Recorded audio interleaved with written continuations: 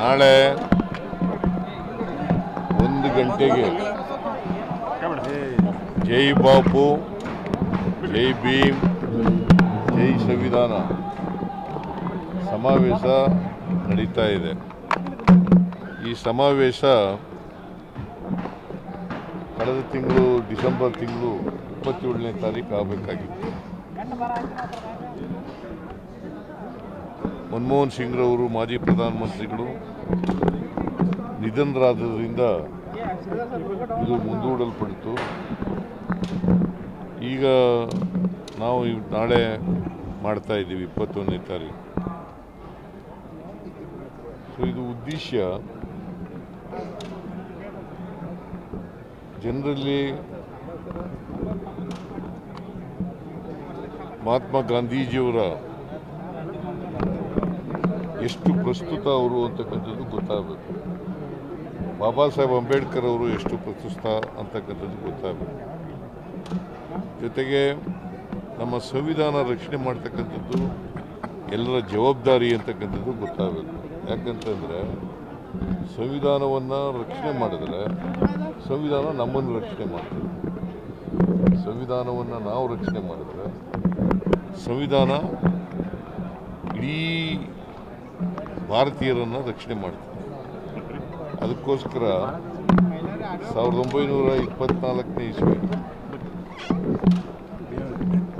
ಬೆಳಗಾವಿನಲ್ಲಿ December ತಿಂಗಳು ಬೆಳಗಾವಿನಲ್ಲಿ ಕಾಂಗ್ರೆಸ್ ಅಧಿವೇಶನ ನಡೆದಿತ್ತು. ಅದು ಮಹಾತ್ಮ ಗಾಂಧೀಜಿಯವರ ಅಧ್ಯಕ್ಷತೆಯಲ್ಲಿ ನಡೆದಿತ್ತು.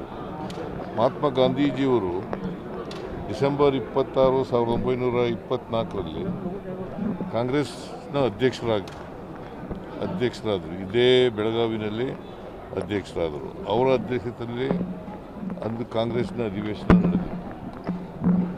ಸೊ ಅಧಿವೇಶನ ನಡೆದ ಒಂದು ಶತಮಾನ ಆಗಿದೆಯಲ್ಲ, ಈಗ 100 ವರ್ಷಗಳು ತುಂಬಿದೆ.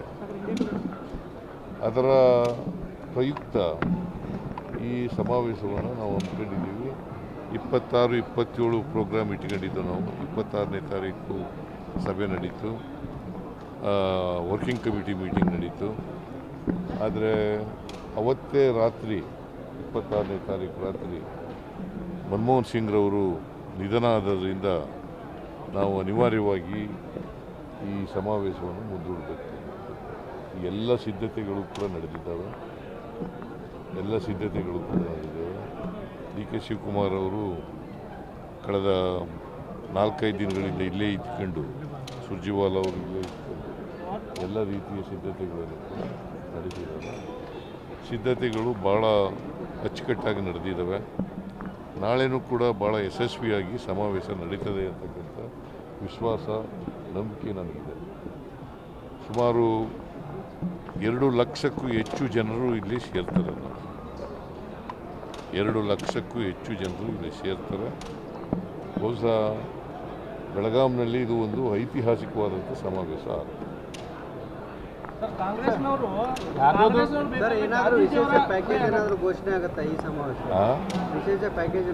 ಏನು ಪ್ಯಾಕೇಜು?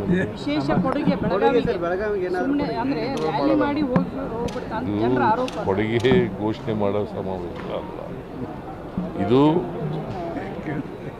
100 ವರ್ಷಗಳ ಹಿಂದೆ ನಡೆದಿತ್ತಲ್ಲ, ಆ ಅಧಿವೇಶನದ ಜ್ಞಾಪಕಾರ್ಥವಾಗಿ ನಡೀತಕ್ಕಂಥ ಸಮಾವೇಶ. ಅದೇ ದೊಡ್ಡ ಕೊಡುಗೆ.